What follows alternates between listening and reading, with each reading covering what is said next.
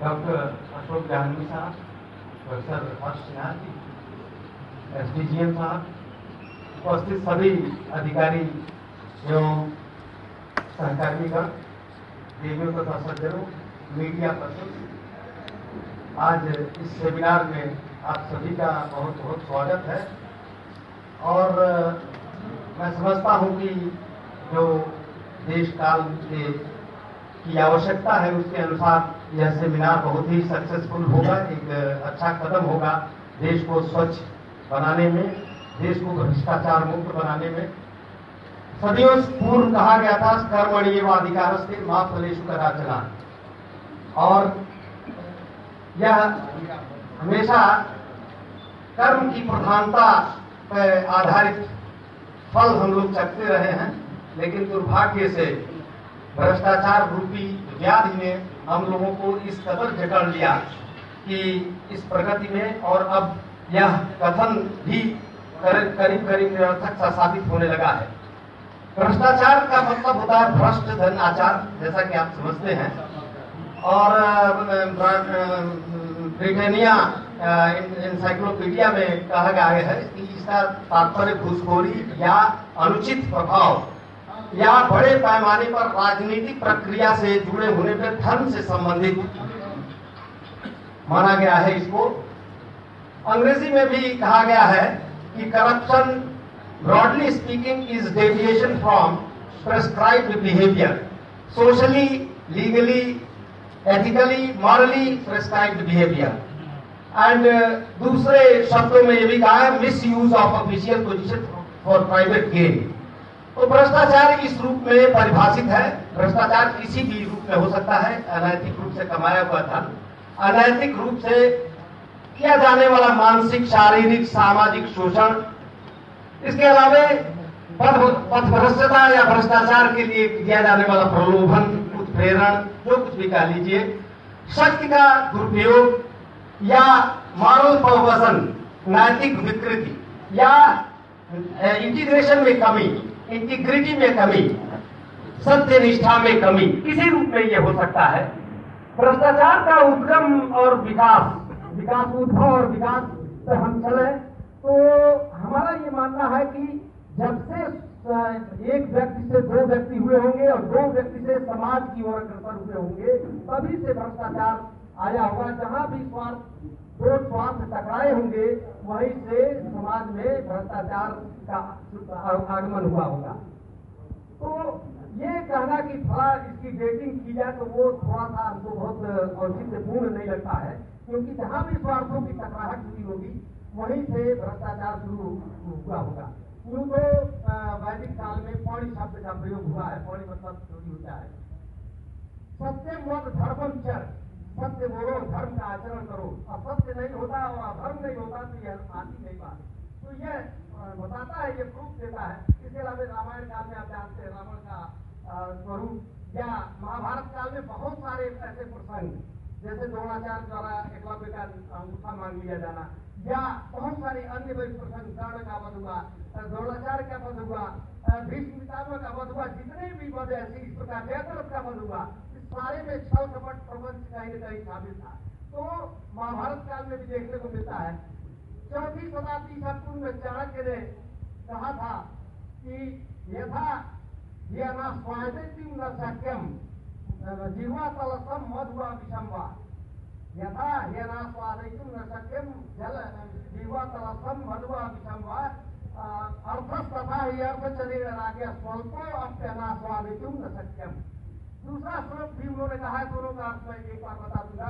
मत्स्या यथांतः सलिले चरंतो ज्ञातुम न शक्या सलिलम पिबंता, अर्थात युक्ता तथा कार्य विधौ नियुक्ता, युक्ता तथा कार्य विधौ नियुक्ता ज्ञातुम न शक्या धर्मादाना। पहले श्लोक का अर्थ यह है कि राजा के अर्थ संबंधी कामों में कोई लगा रहे और अर्थ की प्राप्ति न करे, ये ऐसे ही संभव है जैसे कि जीभ पर मधु या विष रख दिया जाए, उसका स्वाद न मिले। और इसी प्रकार दूसरे श्लोक का अर्थ है कि राजा के कार्यों में लगे हुए लोग धीरे धीरे उसी प्रकार से अर्थ का ग्रहण करने लगते हैं जैसे कि जल में विचरण करती हुई मछलियां। तो ये 4वीं शताब्दी ईसा पूर्व की स्थिति है। इसके बाद तमाम जो मध्यकाल हुआ या मुगल पीरियड हुआ, ब्रिटिश पीरियड हुआ, सब में इस तरीके की चीजें देखने को और सुनने को मिली। रोनाल्ड रेगन कहा करते थे कि ये भ्रष्टाचार की जड़ें भारत में प्राचीनतम है और यह परंपरागत रूप से पवित्र मान ली गई है। जूलियस रिबेरियो का कहना है कि ईमानदार व्यक्ति की विडंबना यह है कि या तो वह हताशा में जीता है और नहीं तो दूसरे बेईमान को देख करके स्वयं भ्रष्ट हो जाता है। तो ये चीजें बहुत जन्म जन्मांतर से चली आती रही हैं। और मैं बताऊं कि एक यह माया जाल है, भ्रष्टाचार माया जाल है। भ्रम, मोह, लालच के वशीभूत होकर के आदमी उच्च आदर्शों का परित्याग करके और भ्रष्टाचार रूप माया जाल में पड़ जाता है। एक कहानी मैं आप लोगों को इस संदर्भ में बताना चाहूंगा कि नारद और कृष्ण मुनि का, नारद जी ने पूछा कि प्रभु ये बताइए माया क्या होती है। तो नारद जी ने कृष्ण भगवान ने कहा कि छोड़िए, कभी बात में बात होगी, कभी बता दूंगा माया क्या चीज होती है। तो पीछे पड़ गए, उनके जीत में पड़ गए, कहे कि अच्छा नहीं प्रभु हमको अभी बताइए माया क्या है। तो कहा अच्छा ऐसा है, ये एक जल पात्र देता हूँ, लोटा देता हूँ, जाइए जल भरवाइए जरा सा गंगा नदी से, तो मैं आपको बताता हूँ माया क्या होती है। तो गए वो जल भरने और उसी समय प्रलय आ गया। और प्रलय आया तो वहां लोग बढ़ते हुए इधर उधर छत विछत हो गए और एक विस्थापित हो गए अपने अपने स्थानों को। उसी में एक युवती बहती हुई आई और इनको दिख गई, उसको इन्होंने बचाया। उसके बाद उस पर बड़ा तरस आया इनको, इन्होंने धीरे एक कुटिया छवाई, उसको जल पानी भोजन वगैरह कराया, उसको होश में लाया और उसके बाद उसके साथ इनका प्रणय शुरू हो गया और घर बार उनसे शादी की, घर बार बच्चे वगैरह हो गए। काफी दिन जब बीत गए रहते हुए तो कृष्ण भगवान घूमते हुए आए, कहा भैया और तो सब कुछ हो चुका, कम से कम मेरा लोटा तो दे दो। तो ये होती है माया। माया का ये जो है प्रभाव होता है। तो यही जो भ्रष्टाचार रूपी ये जो मद मोह लालच है, ये इसकी माया ऐसे ही होती है। आज हम देखते हैं भ्रष्टाचार किसी एक क्षेत्र तक सीमित नहीं है, इसके क्षेत्र बहुत बृहद है, बहुत विशाल है। हर क्षेत्र में चिकित्सा, व्यापार, धर्म, राजनीति और शासन तंत्र, न्याय तंत्र, अर्थव्यवस्था, जिसमें भी आप देखें भ्रष्टाचार देखने को मिल जाएगा। मैं आप लोगों को बताना चाहता हूं कि ट्रांसपेरेंसी इंटरनेशनल एक सर्वे होता है, ट्रांसपेरेंसी इंटरनेशनल सर्वे। ये वर्ल्ड बैंक और अफ्रीकन डेवलपमेंट बैंक के जो इकोनॉमिक इंटेलिजेंस ग्रुप होता है, यूनिट होती है, उनके द्वारा ये किया जाता है। वो सीपीआई एक निकालते हैं, कॉन्स्टेंट परसेप्शन इंडेक्स। उसमें भारत का स्थान श्रीलंका के साथ साथ 85वें नंबर पर करेक्ट है। सन 2001 में 71 था, सन 2003 में ये हुआ 83 और 2010 तक 87 था और 2011 में सडनली 95वां पोजीशन हम लोग आए ईमानदारी के क्रम में। और उसके बाद 2012-13 में 94वें पोजीशन पर रहे। सौभाग्यवश बहुत अच्छी सूचना है कि इस वर्ष जो 2014 बीता है उसमें हम 50वें पोजीशन पर आ गए हैं, थोड़ा घटा है हमारे यहाँ भ्रष्टाचार। मैं बताना चाहता हूँ कि ईमानदारी के क्रम में जो कंट्रीज हैं जो ईमानदार, उनकी पोजीशन मैं जरा सा आप लोगों को बता देना चाहता हूँ। सबसे पहला है डेनमार्क, दूसरा है न्यूजीलैंड, तीसरा है फिनलैंड, चौथा स्वीडन, पांचवा नॉर्वे, छठवां नॉर्वे के बाद स्विट्जरलैंड के बाद सिंगापुर के बाद नीदरलैंड के बाद लक्समबर्ग और लक्समबर्ग के बाद कनाडा का नंबर आता है। 11वें पर ऑस्ट्रेलिया है। थोड़ा इंटरेस्टिंग बात आप लोगों को आंकड़ा मैं देना चाहता हूँ कि vis-a-vis और कंट्रीज क्या हालत है। 12वें पोजीशन पर जर्मनी है, 14वीं पोजीशन पर यूके है, यूनाइटेड किंगडम। जो इंग्लैंड है वो 14वीं पोजीशन पर, 15वें पर जापान और बेल्जियम है और 17वें पर यूनाइटेड स्टेट्स है। देखिए जो डेवलप कंट्री, जो नामी गिरामी कंट्री ऐसे नहीं होते हैं, इनकी पोजीशन कर आप लोग देखिए तो 17वीं पोजीशन पर अमेरिका है। तो ये है 26वीं पर फ्रांस है, 31वें और 35वें पर पोर्चुगाल पोलैंड है, 37वें पर इसराइल है, 43rd पर कुवैत है, तो इस साउथ कोरिया है। तो ये सारी चीजें जो है और 69 पे कुवैत है। तो ये पोजीशन है। और जो रसा देखिए अभी 6% हो गया, क्यों हुआ है? इसकी पोजीशन 136वीं चली गई है। अब आप देखिए क्या पोजीशन होती है, 136वीं पोजीशन पर है। 100वीं पोजीशन चीन की है, 50वीं पर मैंने बताया श्रीलंका और इंडिया है। और भूटान जैसा छोटा देश 30वें पोजीशन पर है। तो ये ट्रांसपेरेंसी इंटरनेशनल का ये जो है नेपाल और पाकिस्तान, इनकी भी पोजीशन आपको जानना चाहेंगे, 126वीं पोजीशन है। भ्रष्टतम कंट्रीज में हमें तो नीचे से क्रम में उठाता हूँ। सोमालिया नंबर 1 का भ्रष्ट, सबसे भ्रष्टतम कंट्री 177 कंट्रीज में से सोमालिया। और इत्तेफाकन मैं बता दूं थोड़ा सा, पुराणों के अनुसार सोमालिया जो है, ये सोमाली जो है ये रावण के नाना कहे जाते थे। भाग करके उन्होंने श्रीलंका छोड़ करके भाग के सोमाली लैंड में शरण ली थी। सोमालिया सबसे बड़ा, उसके थोड़ा सा कम जो है नॉर्थ कोरिया। हालांकि दोनों का हम एक चीज और बताया, CPI जो हमने बताया, जो टॉप कंट्रीज है उनका 92 से लेकर के 92 से लेकर 81 तक है। और जबकि इनका जो है 8 से लेकर 18 में सभी चिपट गए हैं जो भ्रष्टतम। तो और उसके बाद आता है सूडान का नंबर। सूडान के से थोड़ा सा बेहतर है अफगानिस्तान से थोड़ा बेहतर है साउथ सूडान, और उससे थोड़ा बेहतर है इराक, और इराक से थोड़ा बेहतर है तुर्कमेनिस्तान, उसके ऊपर है उज्बेकिस्तान, उसके आगे चले तो फिर नंबर आता है लीबिया के बाद फिर इरिट्रिया। तो ये कंट्री जो है ये भ्रष्टतम कंट्री है। सीरिया वगैरह भी बहुत भ्रष्ट कंट्री में आते हैं। ये 8 से लेकर के 18 इनका CPI करप्शन परसेप्शन इंडेक्स नहीं है, ये पठन पाठन का असर है।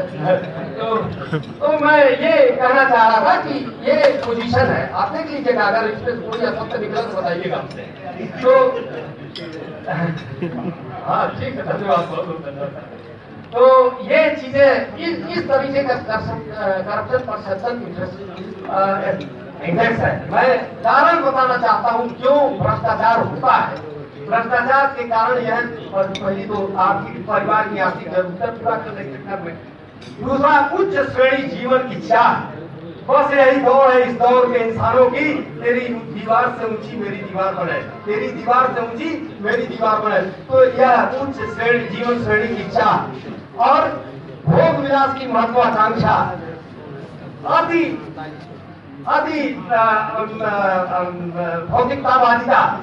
अति भौतिकवादिता और उच्च आदर्शों मूल्यों और शाश्वत मूल्यों का ह्रास, ये सब कारण मैं बता रहा हूँ।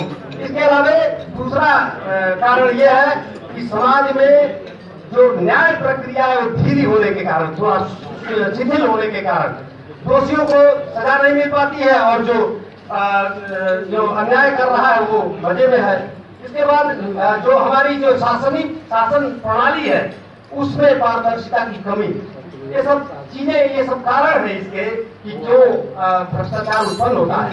इसके अलावा जो भ्रष्ट है उनको हम अक्सर देखते हैं कि इनकी अच्छी पहुंच है, समाज और व्यवस्था पर अच्छी पकड़ है। तो ये भी बहुत अच्छे कारण है, ये बहुत महत्वपूर्ण कारण है भ्रष्टाचार के। भ्रष्टाचार के नुकसान क्या है? देश की आर्थिक प्रगति रुक जाती है, रोजगार का सृजन खत्म हो जाता है, भाई भतीजावाद, मेरिट की अवहेलना करके भाई भतीजावाद, हिंसा, अनलॉफुलनेस, ये सब इनका में बढ़ोतरी होती है। और इसके अलावा काले धन का जमाव, सामाजिक असमानता, इसके अलावा ईमानदार व्यक्तियों में हताशा, ये सब तमाम परिणाम है इसके। इस संदर्भ में आप लोगों को बताना चाहता हूं कि तमाम कंट्रीज ऐसे हैं जिन्होंने अपने ईमानदारी के बूते पर ईमानदारी का राज्य स्थापित करने में बहुत अभूतपूर्व सफलता प्राप्त की थी। जैसे यूके में WE ग्लाडेस्टीन, इन्होंने ये 5 बार प्रधानमंत्री वहां से 1868 से लेकर के 1894 तक 5 बार। ये पहले भी तो चांसलर थे 1850 में चांसलर थे। और इसके बाद बोट्सवाना एक कंट्री जो है वो अपने वर्ल्ड बैंक ने इसको बहुत अच्छी रेटिंग दी है।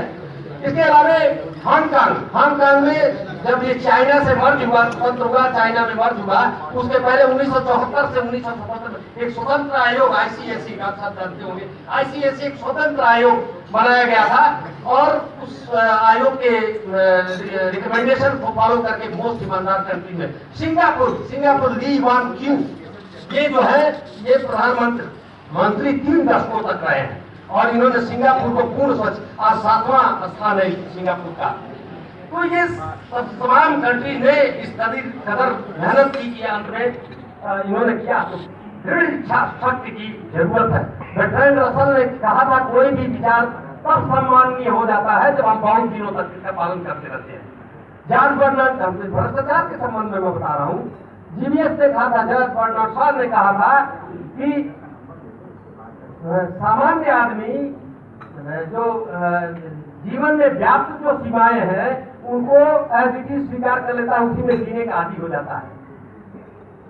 अलेक्सिस डे ने कहा था कि अलेक्सिस डे टॉक्सविले ने ये कहा था कि कोई भी अपरिहार्य उस समय असह्य हो जाता है, असहनीय हो जाता है जब वो और अधिक अपरिहार्य हो जाए। तो ये समय आ गया है। विक्टर ह्यूगो ने भी कहा कि उस विचार से शक्तिशाली कुछ भी नहीं होता है जिसका समय आ गया। तो अब समय आ गया है कि हम लोग कमर कस लें और इससे लड़ें। जवाहर पटेल जी, महात्मा गांधी और लाल बहादुर शास्त्री के चरण चिन्हों पर चढ़े। अब कैसे किया जाएगा ये हम सबका अपना अपना आउटलुक है कि हम कैसे इसको लड़ें। वो किसी कहा हुआ चूहा उल्लू बिल्ली का खेल, चूहा डरा हुआ गया, उल्लू से कहा भाई ये बिल्ली मुझे बहुत भड़काती है, तो कहा तुम लोग संगठित हो जाओ और इस पर अटैक कर दो। तो कहा कैसे करेंगे हम लोग, कैसे हिम्मत लाएंगे? तो कहा ये तुम्हारा आउटलुक है। तो भाई ये आउटलुक हम लोगों का होना चाहिए कि कैसे करेंगे। वाल्मीकि आप जानते हैं कि अपने प्रारंभिक दिनों में रहजनी का काम करते थे। वाल्या इनका नाम था, वाल्या थे, रजनी का काम करते थे। तो नारद जी एक बार इनसे मिल गए रास्ते में। उन्होंने कहा भाई तुमको जो तुम मांग रहे हो मैं सब कुछ दे दूंगा, लेकिन ये बताओ जरा अपने घर से ये पूछाओ कि जो तुम पाप कर रहे हो इसके भागीदार को क्या वो भी होंगे?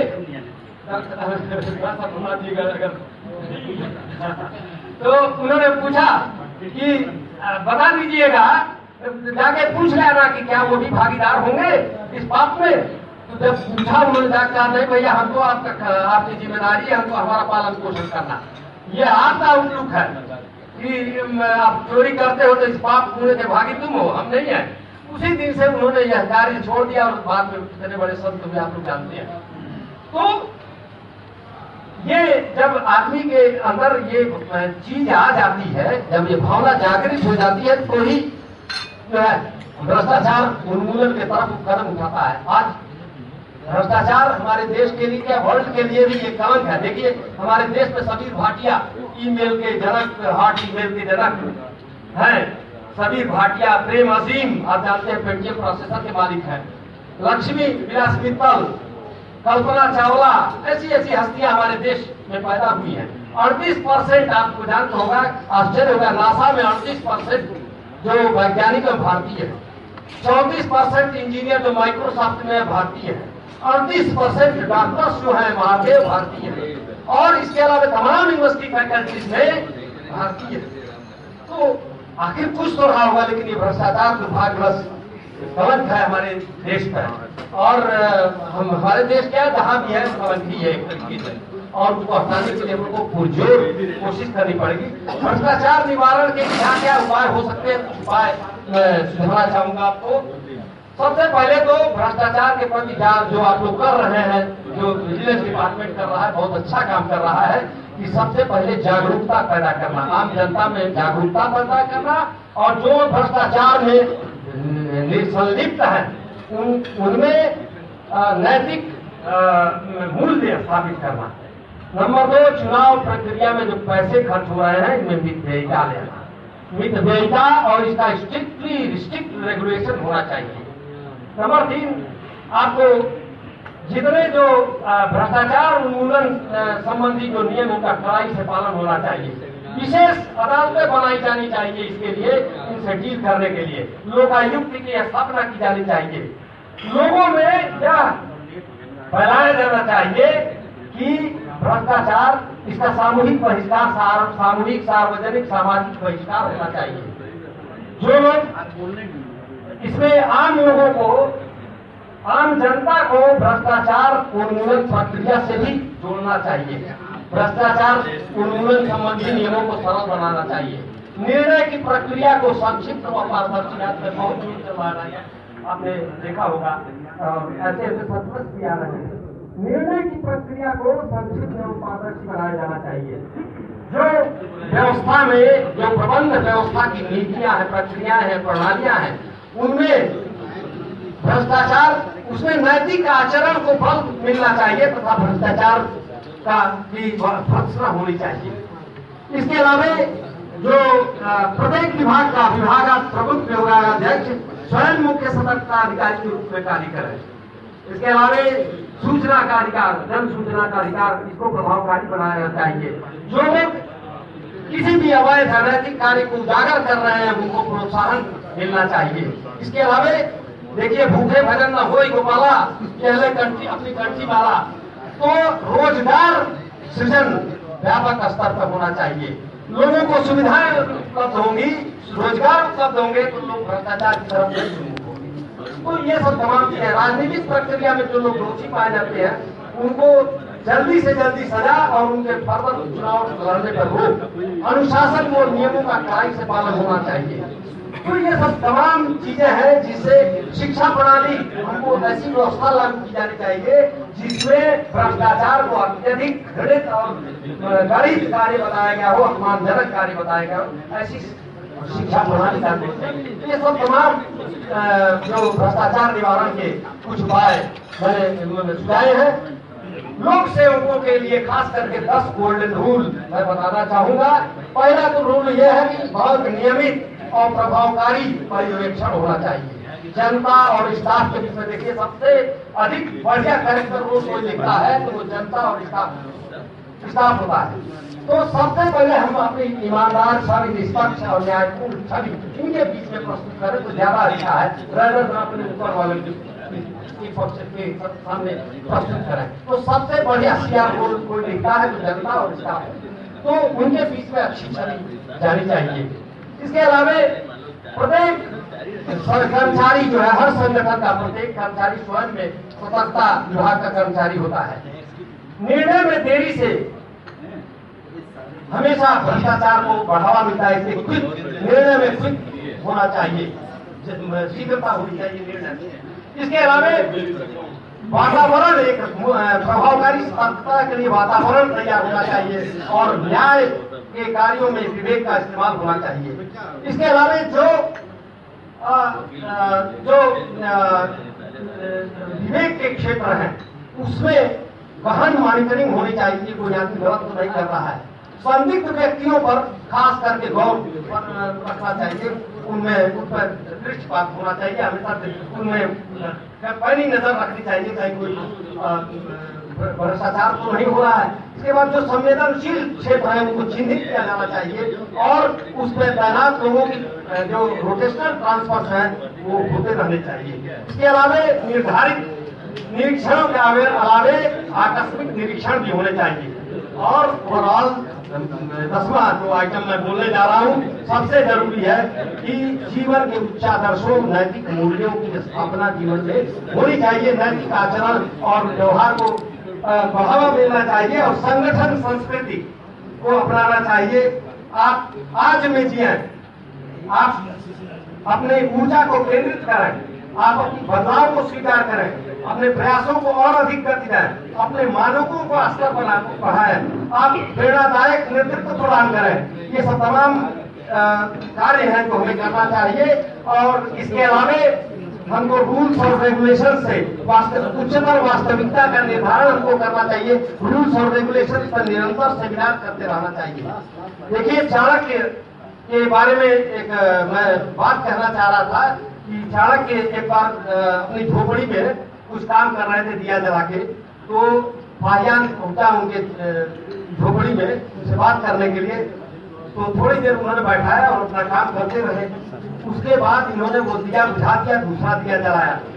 तो वो बड़ा हतप्रभ हुआ, उसने पूछा आप ऐसा क्यों कर रहे हैं? तो उसने ये कहा कि देखिए ऐसा मैं इसलिए कर रहा हूँ कि अभी तक तो मैं सरकारी काम कर रहा था, इसलिए सरकारी दिया जला रहा था, और अब मैं पर्सनल काम आपसे मिलने जा रहा हूँ, तो इसलिए मैं जो है पर्सनल अपना दिया जला रहा हूँ।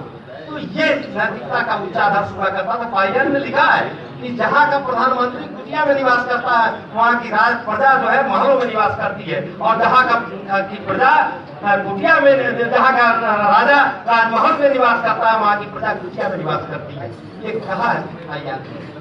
जॉर्ज बर्नार्ड शॉ ने कहीं कहा है कि पितृत्व एक बहुत महत्वपूर्ण पेशा है, लेकिन संतान के खातिर इसकी उपयुक्तता की जांच नहीं की जानी चाहिए।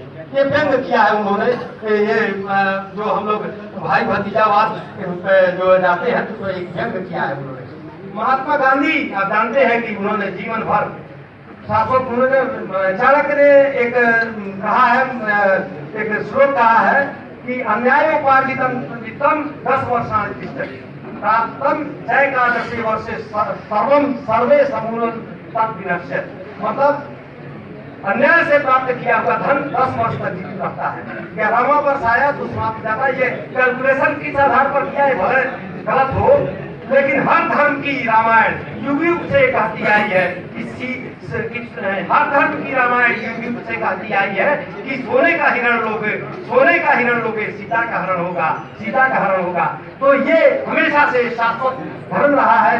महात्मा गांधी ने कहा था कि money comes and goes, morality stays and grows. The corrupt have wealth, the honest have wealth. The corrupt have wealth, the honest have worth. The corrupt have price, the honest have value. और गांधी जी ने कहा था कि the earth provides enough to satisfy everyone's need, but not everyone's greed. Mahatma Gandhi ने ही कहा था कि civilization is not how many things can I do with, it is rather how many things I can do without. ये civilisation है। Edward स्माकर ने भी कहा था स्मॉल इज ब्यूटीफुल, जो उन्होंने किताब लिखी है उसी पर आधारित है। तो मित्रों, मैं यही कहना चाहता हूँ कि देखिए लाल बहादुर शास्त्री जब मरे तो उनके जो बैंक था उसमें 1600 रुपए का कर्ज ऊपर दिखाया गया कि उतना कर्ज बाकी था। मैं सभाकन व्यक्तिगत तौर पर लड़का शास्त्री से मिला हूँ, उनके खबरें के मकान में मिला हुए और गजब का मैंने देखा कि सादगी है क्या, मतलब वो जैसी चीज करेगी में पढ़े लिखे थे वैसे ही करी। उनका अभी की खबर का मकान वहाँ स्थित था, उस समय तक मैं 1976 की बात है। तो ये मौलाना अब्दुल कलाम महाराज बने तो 4000 रुपया उनके बाइक में था।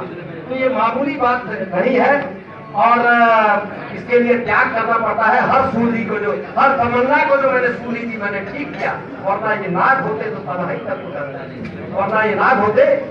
तक को डर जाते, और मैं बताना चाहता हूँ कि रूह और जिस आदमी जिंदगी भर न जाना किन ब्रह्मों में भ्रांतियों में भटकता फिरता है, रूह कहते हैं आत्मा को, और जिसमें शरीर को आते हैं अवतारूप माने परिचय। तो लाइने में कहना चाहता हूँ, रूह और जिसका रिश्ता भी अजब रिश्ता है, जो उम्र भर साथ रहे फिर भी तारुफ न हुए, और रूह से तमन्नाओं का नकाब हटाओ तो जरा, फिर देखो तारुफ होने में उम्र नहीं पल लगते हैं। तो इसी तमन्ना के पीछे हम लोग तमाम ये सब करते हैं। तो हम लोग को नैतिक आचरण पालन करना पड़ेगा, और दंड का प्रावधान बहुत जरूरी है भ्रष्टाचार मिटाने के लिए। किसी ने कहा कि अधिकार खोकर बैठ रहना हाँ महादुष्कर्म है, अधिकार खोकर बैठ रहना यह महादुष्कर्म है। तो चिंतक जी ने लिखा है कि अधिकार खोकर बैठ रहना यह महादुष्कर्म है, और न्यायार्थ अपने बंधु को भी दंड देना धर्म है। तो मित्रों, मैं अंत में यही कहूंगा कि मृतम शरीरम समुत्सृज्य काष्ठ लोष्ठ समम विमुखा बांधवा जानती, मरे हुए शरीर को काष्ठ और लकड़ी के लोटने के समान छोड़ करके पृथ्वी पर मनुष्य चला जाता है और मृतम शरीर में और पीछे जाता है धर्म, तो मृतम शरीर सृज राष्ट्र समम जानती धर्मस्तम अनुगच्छति। बहुत बहुत धन्यवाद। मेरी बातों को आप लोगों ने बहुत धैर्यपूर्वक सुना और मैं एसडीजीएम साहब का, पूरे रेल परिवार का बहुत बहुत आभारी हूँ कि आप लोगों ने मुझे अवसर दिया कि आप लोगों के बीच अपने विचार। बहुत बहुत